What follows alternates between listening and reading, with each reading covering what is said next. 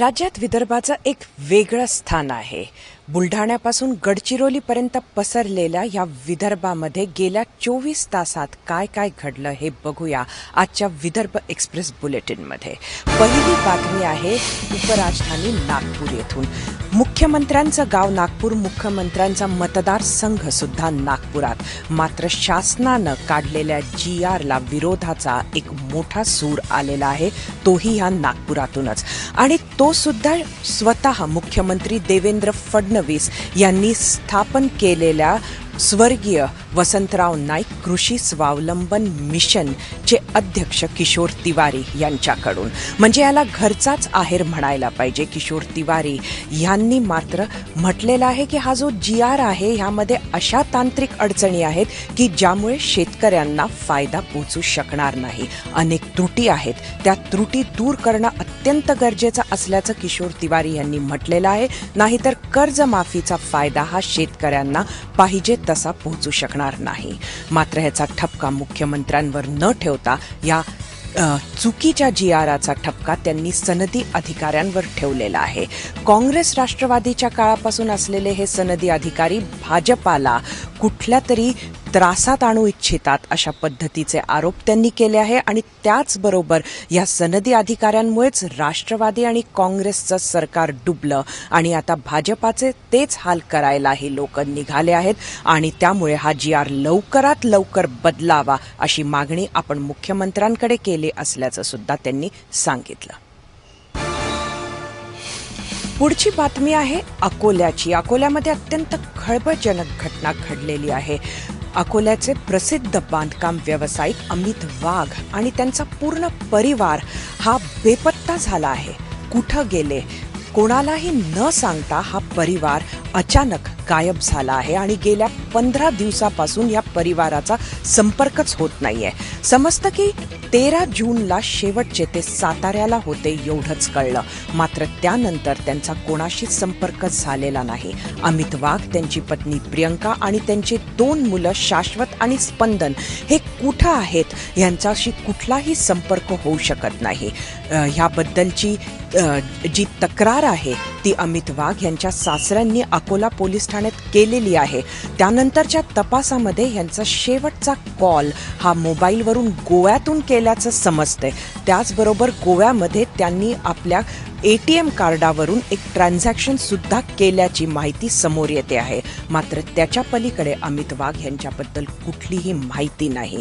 त्यामुळे अमित वाघ आणि कुटुंब असं कसं गायब झालं याची चिंता सुद्धा लोकांना आहे. ही अत्यंत खळबळजनक बातमी सुद्धा आहे. हा बांधकाम व्यवसायातील स्पर्धेमुळे घडलेली घटना आहे की आलेल्या मंदीमुळे, व्यवसायामध्ये आलेल्या मंदीमुळे अमित वाघ हे स्वतःच भूमिगत झालेले आहे, अशा अनेक चर्चा सध्या सुरू आहे. आणि या अनेक अँगल्सवर पोलीस सुद्धा काम करत आहेत.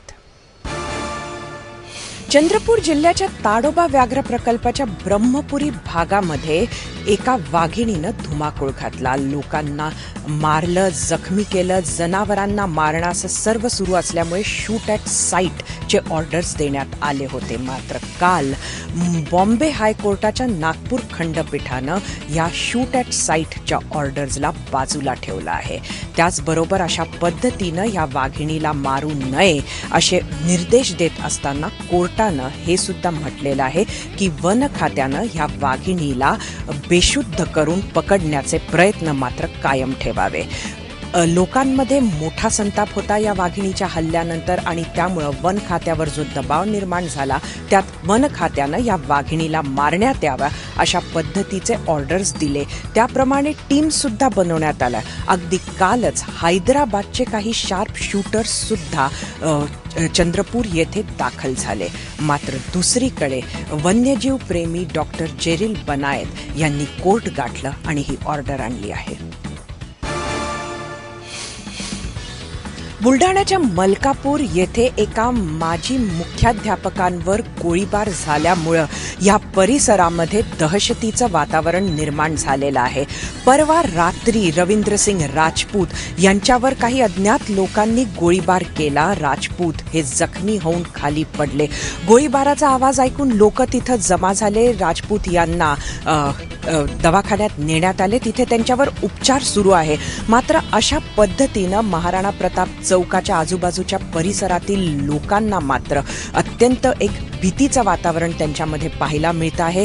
हा गोळीबार का झाला याचा तपास पोलीस घेण्याचा प्रयत्न करत आहेत. दरम्यान राजपूत यांचे जे नातेवाईक आहेत त्यांचा आरोप आहे की सध्याच्या जे शाळेचं व्यवस्थापन आहे, निपाणा येथील शाळेचं जिथं राजपूत हे मुख्याध्यापक होते त्यांच्याशी त्यांचा वाद आहे आणि त्या वादातूनच त्यांना संपवण्याचा प्रयत्न झाला आहे. मात्र सध्या पोलीस हे तपास करत आहेत. नागपुरात भूमाफिया म्हणून आरोप लागलेले आणि काँग्रेसचे नगरसेवक हरीश ग्वालबंशी यांना अटक करण्यात आलेली आहे. शेवटी ही अटक झाली आहे.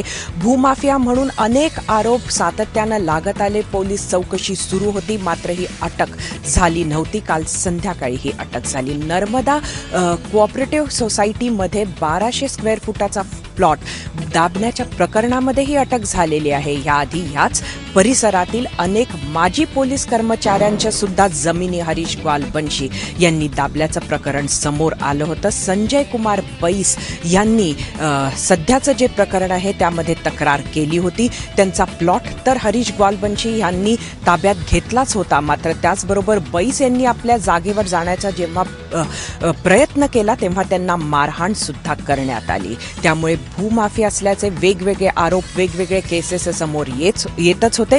मात्र त्याचबरोबर हे मारहाण प्रकरणात सुद्धा गुन्हे दाखल करण्यात आलेले आहे. याआधी हरीश ग्वालबंशी यांनी अटकपूर्व जामीन घेतलं होतं, त्यामुळे पोलीस त्यांना हात लावू शकले नव्हते. मात्र आता या नवीन गुन्ह्यामध्ये तडकाफडकी त्यांना अटक करून त्यांना कायद्याचा हिसका दाखवला आहे. पुढची बातमी आहे परत अकोला जिल्ह्यातील. अकोल्याच्या खदान पोलीस ठाण्यानं एका बनावटी दारू रिफिलिंग प्लांटवर धाड टाकून तिला सील केलेलं आहे. खदान भागाच्या शासकीय गोदामाच्या पाठीमागे असलेल्या ख्रिश्चन कॉलनीमध्ये हा कारखाना सुरू होता. हा कारखाना अवैध होताच, मात्र त्याचबरोबर या कारखान्यामध्ये रंगीत बाटल्यांमध्ये रंग पाणी टाकून अत्यंत बोगस अशी दारू विकल्या जात होती आणि ही दारू विकताना मात्र त्यावर लेबल्स अत्यंत महागड्या दारूच्या कंपनीची लावलेली असायची. हा गोरखधंदा इथं किती काळापासून सुरू आहे हे तरी अजून समोर यायचं आहे. मात्र रात्री सुरू झालेले हे धाडीचं सत्र जवळजवळ सकाळी 4 वाजेस्तोवर सुरू होतं. काल गडचिरोलीच्या कोरची भागातील कोचिनारा ग्रामपंचायतीमध्ये ग्रामस्थांचं आंदोलन पाहायला मिळालं. ग्रामसेवक आणि त्याचबरोबर सरपंचावर घरकुल योजनेमध्ये घोटाळा केल्याबद्दल फौजदारी गुन्हे दाखल व्हावेत, त्यांना अटक करण्यात यावी अशी या ग्रामस्थांची मागणी होती. यांचं म्हणणं आहे की 10 लोकांना घरकुल योजनेत इथे घरं मंजूर झाली. मात्र त्या घरकुल योजनेचा फायदा या लोकांपर्यंत पोहोचला हे कागदोपत्री मात्र दाखवण्यात आले. मात्र त्याचे पैसे या लोकांपर्यंत कधीच आले नाही. त्यामुळे संतप्त नागरिकांनी कोरची बेळगाव रस्त्यावर चक्काजाम आंदोलन केले. भंडारा जिल्ह्याची सगळ्यात मोठी बाजारपेठ ही तुमसरमध्ये आहे असं म्हटलं जातं. मात्र ही तुमसरची बाजारपेठ अतिक्रमणाचं सुद्धा घर आहे. इथे वसणाऱ्या व्यापाऱ्यांनी आपल्या दुकानांचं अतिक्रमण हे शासकीय जागेवर मोठ्या प्रमाणात केलं आहे आणि गेल्या काही वर्षांपासून हळूहळू इथले रस्ते हे अरुंद होत चाललेले आहे.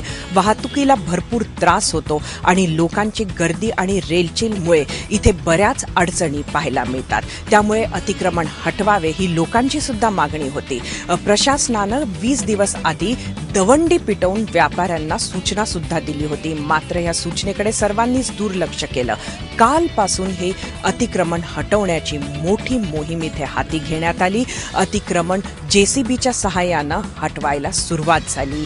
व्यापाऱ्यांमध्ये याचं दुःख जरी असलं तरी सामान्य जनतेला याचा आनंद आहे. येते 3-4 दिवस ही अतिक्रमण हटाव मोहीम सुरूच राहणार आहे. विदर्भात काल संध्याकाळ आणि रात्रीमध्ये अनेक ठिकाणी पावसानं दमदार हजेरी लावली. जरी हा पाऊस सर्वदूर झाला नसला तरी जिथं झाला तिथं जोरदार बरसला. यवतमाळच्या घाटंजी भागामध्ये झालेल्या पावसात विजेचा भरपूर कडकडाट होता आणि वीज पडून एका शेतकऱ्याचा आणि त्याच्या बैलाचा मृत्यू झाला. राठोड नावाचा हा शेतकरी बसराम राठोड आणि त्याची पत्नी शोभा हे शेतीचं काम करून आपल्या बैलासह वापस येत असताना त्यांच्यावर वीज कोसळली. यात बैल आणि बसराम यांचा तर मृत्यू झाला. पत्नी शोभा ही गंभीर जखमी आहे, तिच्यावर उपचार सुरू आहेत. वर्धा जिल्ह्याच्या आर्वी भागामध्ये सुद्धा पावसानं भरपूर धुमाकूळ घातला. आर्वी शहरामध्ये अनेक ठिकाणी पाणी तुंबलं. एवढंच नाही तर घरांमध्ये, दुकानांमध्ये सुद्धा पाणी शिरलं. इंटरेस्टिंग ठरलं ते म्हणजे व्हॉट्सअपवर व्हायरल झालेले दुर्गेशीताई पुरोहित यांचे फोटो. दुर्गेशीताई या आर्वीच्या माजी नगराध्यक्षा, भाजपाची आता सुद्धा इथं सत्ता आहे.